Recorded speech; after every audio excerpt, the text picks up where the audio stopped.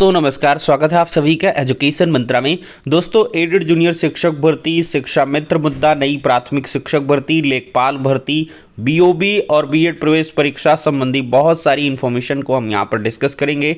Video को like and share करें और चैनल पर पहली बार आए हैं तो सब्सक्राइब अवश्य करें और आगे की इन्फॉर्मेशन को दोस्तों थोड़ा सा ध्यानपूर्वक देखें। बात करेंगे Uttar Pradesh BEd entrance exam 2023 की बेस्ट बुक के बारे में, जो चक्षु पब्लिकेशन की है। इस पुस्तक की अगर हम खास बात करें तो 2700 से अधिक महत्वपूर्ण प्रश्न हैं, 6 प्रीवियस ईयर के सॉल्व पेपर हैं, नवीनतम पाठ्यक्रम पर यह पुस्तक आधारित है। ये पुस्तक आपको ऑनलाइन और ऑफलाइन दोनों मोड में उपलब्ध करवाई गई है। ऑनलाइन के लिए लिंक डिस्क्रिप्शन बॉक्स में प्रोवाइड की गई है और ऑफलाइन के लिए किसी भी नज़दीकी बुक स्टॉल पर कॉन्टैक्ट कर सकते हैं। इतना ही नहीं, चक्षु पब्लिकेशन की तरफ से बीएड एंट्रेंस एग्जाम के लिए एक प्रैक्टिस वर्कबुक भी आती है जिसमें ढेर सारे प्रश्न दिए गए हैं। इस प्रैक्टिस बुक के आप क्वेश्चंस को सॉल्व करके अपनी प्रिपरेशन को और भी ज़्यादा बूस्ट कर सकते हैं। तो देर किस बात की है, चक्षु पब्लिकेशन की इन बेस्ट बुक के साथ अपनी प्रिपरेशन को बूस्ट करें और सफलता पाएं। तो देखा जाए तो 26 फरवरी 2023 को 10 बजे इंदिरा गांधी प्रतिष्ठान गोमती नगर लखनऊ में निष्पक्ष और पारदर्शी चयन प्रक्रिया के अंतर्गत उत्तर प्रदेश पुलिस भर्ती और प्रोन्नति बोर्ड द्वारा चयनित 9055 उप निरीक्षक नागरिक पुलिस प्लाटून कमांडर पीएसी और अग्निशमन द्वितीय अधिकारियों को माननीय नरेंद्र मोदी द्वारा मार्गदर्शन वीडियो संदेश के माध्यम से और योगी आदित्यनाथ जी के माध्यम से नियुक्ति पत्रों का वितरण किया जाएगा। युवाओं को रोजगार, डबल इंजन की सरकार। तो इस प्रकार का ये बैनर काफ़ी तेजी के साथ वायरल हो रहा है सोशल मीडिया प्लेटफॉर्म पर और केशव प्रसाद मौर्य, ब्रजेश पाठक और सुरेश कुमार खन्ना ये भी मौजूद रहेंगे। तो मतलब फाइनली यूपीएसआई के जो नियुक्ति पत्र हैं वो 26 फरवरी को वितरित कर दिए जाएंगे। दूसरा बड़ा मुद्दा है, प्रश्नकाल में समाजवादी पार्टी ने उठाया है शिक्षा मित्रों के मानदेय पर सपा का वॉकआउट हुआ है। किसानों की आय बढ़ाने के मुद्दे पर सपा का हंगामा रहा। विधानसभा में सपा सदस्यों ने शुक्रवार को बहिर्गमन किया। प्रश्नकाल में सपा सदस्य डॉक्टर मान सिंह यादव ने शिक्षा मित्रों का मानदेय बढ़ाए जाने की कार्ययोजना पर सवाल उठाया। बेसिक शिक्षा राज्य मंत्री स्वतंत्र प्रभार ने सितंबर 2017 के शासनादेश के तहत शिक्षा मित्रों के मानदेय को 10,000 रुपये प्रतिमाह नियत किए जाने की बात कही और 40,000 रुपये मानदेय दिए जाने की बात कहते हुए विरोध जताया और सदन का बहिर्गमन किया। भोजनावकाश के बाद सदन में राज्यपाल के अभिभाषण पर धन्यवाद प्रस्ताव को लेकर चर्चा हुई। सपा सदस्यों ने अधिष्ठाता सरोजनी अग्रवाल से मांग की कि वह बारी बारी से एक एक सदस्य सत्ता पक्ष और विपक्ष को बोलने का मौका दें। तो दोस्तों, कुल मिला के यहाँ पर देखा जाए तो पूरी तरीके से बेसिक शिक्षा मंत्री संदीप सिंह जी ने मना किया है शिक्षा मित्रों के मानदेय बढ़ाने को और साथ ही साथ टेट पास शिक्षा मित्रों पर भी विचार नहीं करने का यहाँ पर जो लिखित जवाब है वो आया है। यहाँ पर दोस्तों आप देख सकते हैं, पहला क्वेश्चन है, क्या बेसिक शिक्षा मंत्री बताएंगे कि शिक्षा मित्रों के मानदेय वृद्धि करने की सरकार के पास कोई कार्य योजना है? तो नहीं है। यदि हाँ तो ये प्रश्न नहीं उठता और यदि नहीं तो कार्य योजना बनवाते मानदेय वृद्धि कराएंगे, तो ये है। यदि नहीं तो क्यों नहीं बढ़ाएंगे? इसका इन्होंने कारण दिया है कि माननीय उच्चतम न्यायालय में योजित विशेष अनुज्ञा याचिका संख्या इसमें आनंद कुमार के दिनांक 20/7 इसके जारी आदेश के क्रम में 10,000 रुपये मानदेय हमने बढ़ा दिया है। और फिर आगे क्वेश्चन था कि क्या बेसिक शिक्षा मंत्री बताएंगे कि टीटी पास कर चुके शिक्षा मित्रों को शिक्षक बनाने पर सरकार विचार कर रही है? तो नहीं कर रही। यदि हाँ तो कब तक? उपरोक्तानुसार। नहीं तो क्यों? प्रश्न नहीं उठता। और दोस्तों, क्या बेसिक शिक्षा मंत्री बताएंगे शिक्षा मित्रों को चिकित्सा प्रतिपूर्ति किए जाने की सुविधा अनुमन्य है? तो नहीं है। यदि हाँ तो नहीं। कुल मिलाकर मना किया गया शिक्षा मित्रों के लिए। और शासनादेश 30 जनवरी 2022 द्वारा बेसिक शिक्षा परिषद द्वारा संचालित परिषदीय विद्यालयों में कार्यरत शिक्षकों अनुदेशकों के सामूहिक स्वास्थ्य बीमा पॉलिसी का लाभ दिया गया है। चिकित्सा प्रतिपूर्ति की सुविधा नियमानुसार केवल सरकारी सेवकों को ही अनुमन्य है। और आप सभी को मालूम होगा कि जो भी बेसिक शिक्षा विभाग के अंतर्गत आते हैं वो सरकारी सेवक नहीं हैं, वो परिषदीय कर्मी हैं। दोस्तों, दूसरा मुद्दा रहा एडेड जूनियर शिक्षक भर्ती का। इस मुद्दे को भी विधानसभा में उठाया गया। लेकिन इस पर भी कोई खास जवाब देखने के लिए नहीं मिला।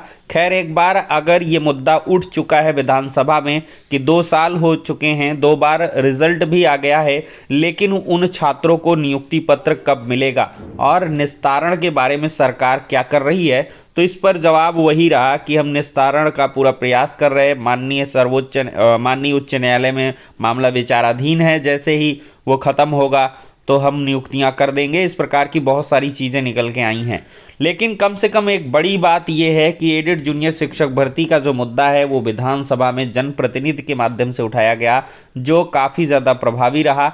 और अब मुझे लगता है कि इस मामले पर जल्द से जल्द त्वरित कार्रवाई भी आपको देखने के लिए मिलने वाली है।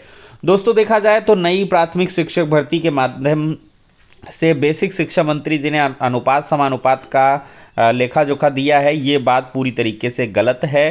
प्रश्नकाल के दौरान जो भी बेसिक शिक्षा मंत्री से प्रश्न उठाए गए हैं वो शिक्षा मित्रों के रिलेशन में है। नई प्राथमिक शिक्षक भर्ती के बारे में कोई चीज नहीं पूछी गई। एडेड जूनियर शिक्षक भर्ती का भी मुद्दा आया था। तो आप दोस्तों, देखा जाए तो जो भी मुद्दे हैं वो पुराने हैं, उन्हीं स्क्रीनशॉट को वायरल किया जा रहा है। नए तरीके से नए प्राथमिक शिक्षक भर्ती के लिए कोई भी प्रश्न यहां पर नहीं पूछा गया। चलिए दोस्तों, हम अगली अपडेट पर डिस्कशन करते हैं कि लेखपाल भर्ती कट ऑफ क्यों कम जाएगा। दोस्तों, इसके पीछे की काफ़ी ज़्यादा वजहें हैं। चूँकि लेखपाल भर्ती के पहले बहुत सारी भर्तियां यहाँ पर उनके रिजल्ट वगैरह डीवी हो चुका है, बहुत सारी चीज़ें हो चुकी हैं, तो इस वजह से इसकी कट ऑफ कम जाने की उम्मीद है। दोस्तों, JE 2016, JA 2016, JA 2019, junior assistant 16-19 और JE 2016, lower 2019, UDA LDA SI 2022, UPSI 2021, PCS 2021, RO 2021, SSC CHSL, SSC CGL, high court RO NTPC, इस प्रकार की बहुत सारी ऐसी भर्तियां हैं जो लेखपाल भर्ती के डीवी के पहले लगभग कंप्लीट ही हो चुकी हैं या इनका प्रोसेस आ चुका है। तो जिसका नियुक्ति पत्र का काम है तो वो क्यों जाएगा? क्योंकि दोस्तों, यहाँ पर आज यूपीएसआई के जो नियुक्ति पत्र हैं 2021 के, वो भी वितरित कर दिए जाएंगे 26 तारीख को। पीसीएस 2021 का काम हो ही गया है, यूडीए एलडीए हो गया। तो ये सारी चीज़ें हैं जिनके माध्यम से मुझे लगता है कि कट ऑफ में काफ़ी जो भारी गिरावट है वो देखने के लिए मिल सकती है। दोस्तों, बैंक ऑफ बड़ौदा में 546 पदों पर अधिग्रहण अधिकारी व अन्य पदों का जो भर्ती है निकला हुआ है। 21, 24, 26, 28, 31, 33, 35, अधिकतम 28, 36, 40, 45, 50 डेट है। और उम्मीदवारों को विश्वविद्यालय से ग्रेजुएशन, पोस्ट ग्रेजुएशन, मैनेजमेंट में डिप्लोमा, अन्य निर्धारित पात्रताएं होनी चाहिए। चयन के लिए पदानुसार शॉर्ट लिस्टिंग प्रक्रिया, व्यक्तिगत साक्षात्कार, group discussion, psychometric test, online test का आयोजन होगा।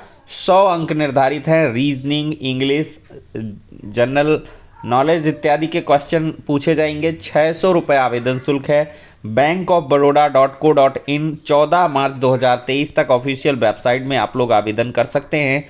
तो इस पर आप लोग ज़रूर अप्लाई करें। 546 पद अच्छे खासे हैं। बैंक ऑफ बड़ौदा में आपको एक सुनहरा मौका मिल रहा है। दोस्तों, आंकड़ों की बात करें तो अक्टूबर-दिसंबर 2022 के दौरान बेरोजगारी दर घटकर 7.2% रही। शहरी क्षेत्र में 15 वर्ष या इससे अधिक आयु के बीच अक्टूबर-दिसंबर 2022 में बेरोजगारी दर घटकर 7.2% है। राष्ट्रीय सैंपल सर्वे ऑफिस के आंकड़ों के अनुसार पिछले वर्ष समान अवधि में यह दर 8.7% थी। बेरोजगारी दर को कुल श्रम बल के बीच बेरोजगार व्यक्तियों के प्रतिशत के रूप में परिभाषित किया गया है। एक बड़ी खबर है, छात्र अब मुफ्त में भर सकेंगे सीयूईटी यूजी का फॉर्म।